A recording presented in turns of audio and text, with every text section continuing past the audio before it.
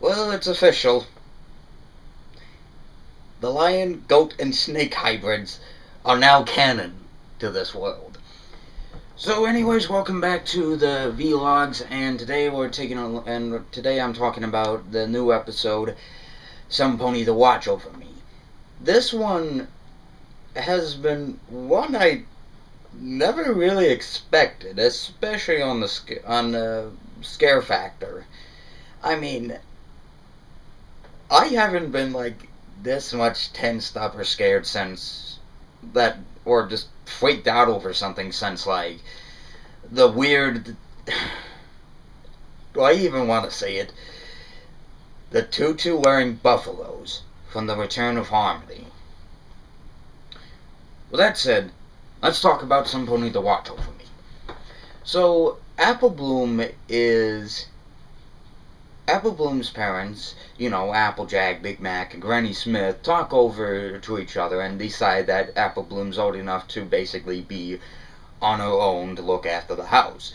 And of course, she does perfectly fine, but of course, Applejack, mostly being like any other mother who just is nervous on the first day her child is alone, comes in and realizes that Apple Bloom just doesn't feel like she. And of course, she just has that. Applejack has the feeling that Apple Bloom doesn't deserve to be on her home. Instead, Applejack has to be like, be by her side.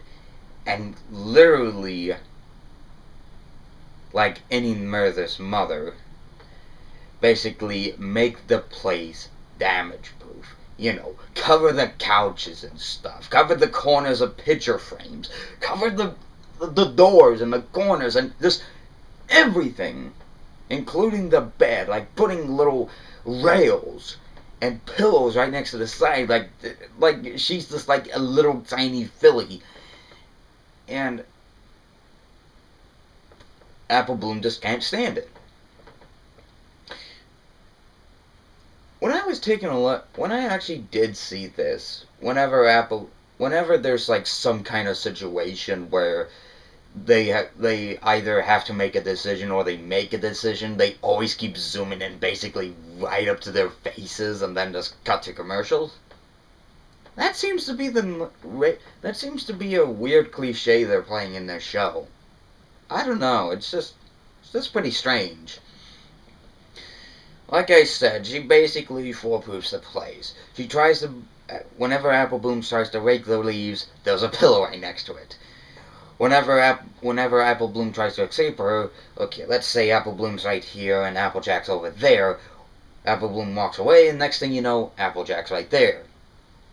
I must question, is she inheriting some of Pinkie Pie's random spawning or just like random antics or whatever? Whenever she tries to buck some apples out of the tree, next thing you know, there's like little, what I believe is like, shoot, I forget what they are, but basically it's hanged in the air. It's sort of like one of those hammocks, and they basically hold up the apple so that what Applejack thinks would drop the apples basically right on her head and cause a concussion. Yeah, a safety freak mother Applejack is acting like. So, Apple Bloom, of course, calls Sweetie Belle and Scootaloo to the place and tells them all about this situation when basically they decide that they,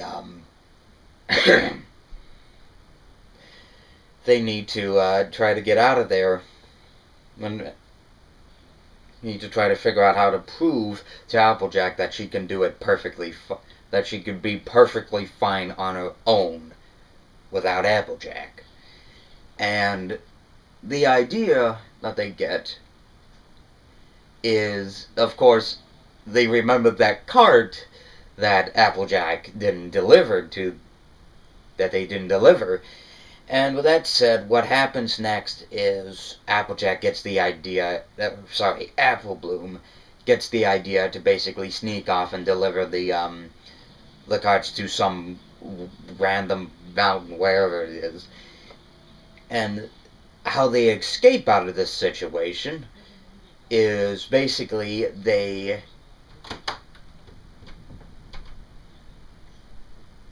I live up in the mountains, so sorry about that. So, where was I? Oh yeah, right. The idea is that Apple Bloom basically has like thousands and thousands of her little bows that she wears. And one of the ideas is that basically the Apple Bloom and, well, of course, Sweetie Belle and Scootaloo get the idea to wear the bows and swap out each other each time that Applejack sleeps. So that whenever Applejack tries to check on them, but doesn't work because mainly she checks every 2 seconds. Either that or 5 minutes. It's hard to tell. Anyways, what happens next is, of course, Apple Bloom rides off the carts to deliver the pies, and the next thing you know, Sweetie Belle's the one to actually go up in the bed and actually don the disguise, while Scootaloo's in the closet with a lot of the bows and dresses. What happens after that is, of course, Scootaloo hears about this thing, and of course, obviously, exposes herself by obviously not talking quietly instead of talking loud. And of course, Applejack gets as shocked as ever, starts looking all over the place, even looking under the bed where apparently the Smarty Pants doll is from Lesson 0. And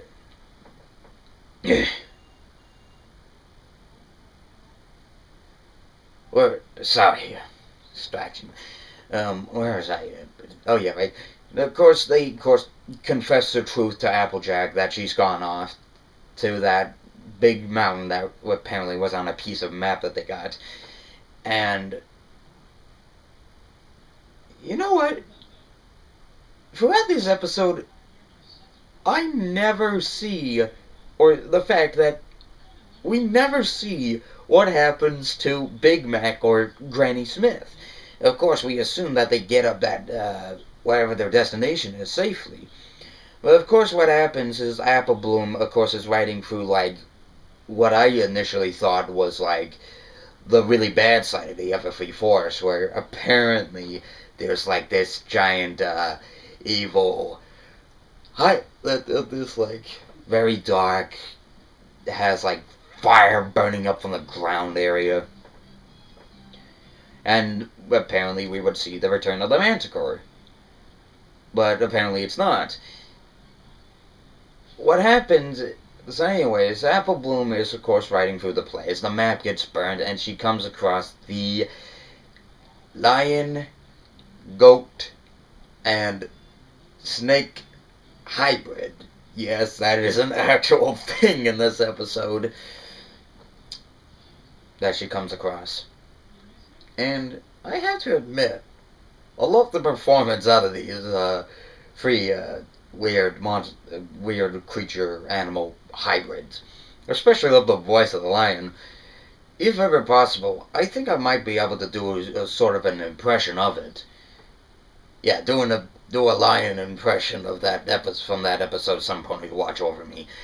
Anyways, what happens next is basically Apple Bloom's riding through the forest. The Free are, starving, and what happens next is Apple Bloom tries to get away from the place, but what happens next is the cart rolls off when she gets it on top of the mountain trying to escape them, while actually running away from them because, the cart basically got out of her belly, which I'm surprised those leather belts don't even work well. And of course, Apple Bloom pushes the carts away, but unfortunately what happens next is they basically want to be like cannibals and eat Apple Bloom entirely. But what happens next is Applejack comes in with with a, I'm really having a bad memory today. With a snake flute, which basically knocks out the snake, put it unconscious, then the lion basically gets stuck in the tree,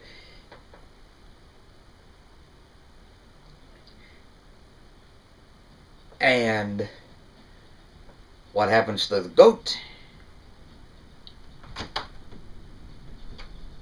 is that basically it eats wool and likes it. What happens next is that Applejack basically acts like sort of the short-termed, I just cannot trust you without this, but I can't believe you deliver this card out here. And of course Apple Bloom proves herself worthy of delivering this card this far into this land. And of course what happens is Applejack just feels like she was just a fool for being like overprotective, and of course they delivered the place to a swampy place. They delivered the pies to a swampy place of Equestria, which surprisingly almost looks like half of the people that live there look like the people from Duck Dynasty. I don't know. I never watched Duck Dynasty, but I know what they look like. And of course, they learned obviously, they learned the fact that Applejack was just a little bit overprotective. She can trust Apple Bloom to be alone. I mean, she even followed the checklist at the beginning of the episode. And it got some pony to watch over me. Well, it does have an interesting premise to this idea. There are even some moments where literally I'm just like face palmed over some bits of the episode. Excuse me.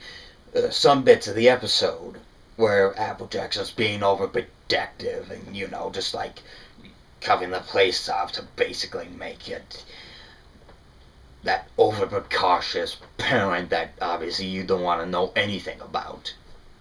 In fact, you want to avoid it at all cost. I was sort of face-palming to all those moments. But there's one thing I do love is, of course, the snake and the snake-goat-lion hybrid at the near end of the episode. I love the voices of those characters. They're actually pretty nice, and maybe sometime do a demo reel of the lion. See if it gets picked up by anyone by some fan animations. And, if I was to give it a... And the episode, for me, gets a sort of a 7.5, maybe an 8. That it's... I mean, you gotta think, this is only my initial thoughts. I have to wait till, like, people like Dr. Wolf and Tommy Oliver actually talk about the episodes. Whether they like this, thing or not. So, basically, my opinions are mutual. It's 8 out of 10 for me. Can't wait to see what happens in next week's episode. And here's to hoping that near the finale, everything works out the way it is with MLP, and hoping to have basically more creatures that more people can voice act on. So, anyways, that's it. See you guys next week for the newest episode, and thanks a lot for watching.